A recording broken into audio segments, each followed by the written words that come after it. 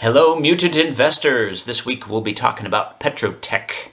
Again, they had another announcement that came out, and I just wanted to keep you up and aware of what's going on. Check it out. Hey everyone, welcome back to another edition of my YouTube channel on special situations investing and my personal investing practice. As a quick disclaimer, this video is for educational purposes only.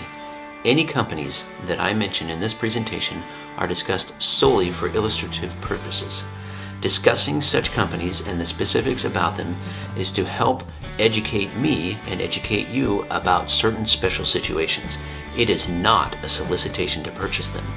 I recommend that you conduct your own research and identify why you might want to own the company yourself prior to your committing of any funds.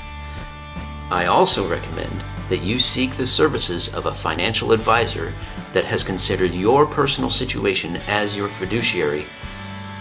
And then finally, may your education here grow your knowledge, improve your personal investing performance, and give you the confidence to take control of your future. Thanks a bunch for watching. Now on to the video.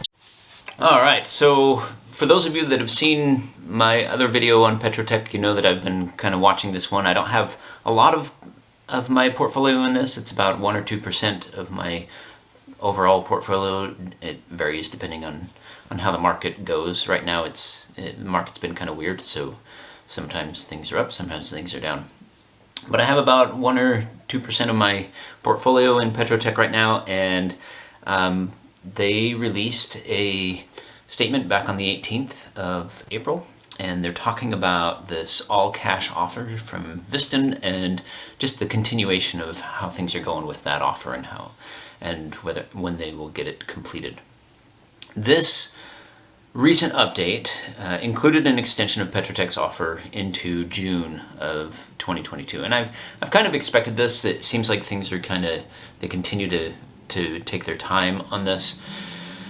And it's partly because they're having a hard time with getting through the regulation. And the regulation that they're dealing with is the CFIUS clearance. And CFIUS, or CFIUS, is the authority of the U.S. President to suspend or prohibit certain transactions that have an impact to U.S. national defense.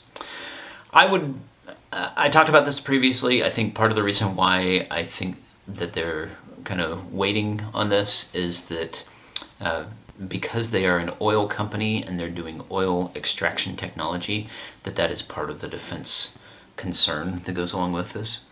And this CFIUS committee is called the Committee on Foreign Investment in the United States. And basically, I'm pretty sure that it's going to go through partly because it seems like not only do we have the support of the board publicly, but there's also tendered shares. And at the moment, it looks like almost 80% of the shares outstanding, or 75% of diluted shares outstanding, are being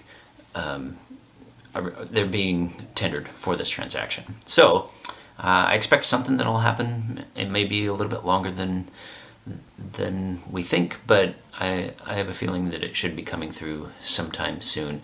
And if it does, it'll be great. If it doesn't, well, that's part of the reason why I don't have a lot in this one. So I encourage you to do your own due diligence on this one and think about that yourself.